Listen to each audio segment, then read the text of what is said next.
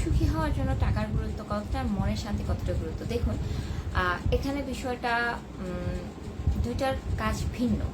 সুখী হওয়ার জন্য টাকার গুরুত্ব কতটুকু, আর মানে মানুষ এটা হচ্ছে কি মনের শান্তির গুরুত্ব কতটুকু, সেটা হচ্ছে টাকা হচ্ছে এমন একটা জিনিস, সেটা শুধু আপনার মানে আর্থিক সচ্ছলতাটা আসলে প্রত্যেকের জন্য অনেক অনেক অনেক জরুরি।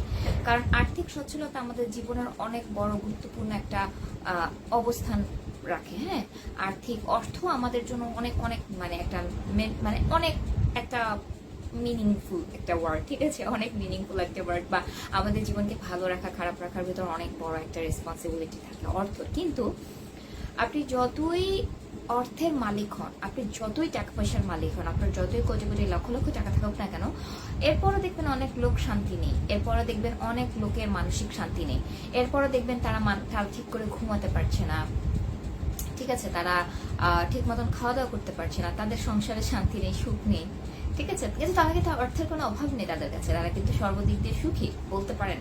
আমরা দূর থেকে তাদেরকে দেখে বলি ও মাই গড তার তো অনেক টাকা, অনেক সুখী না।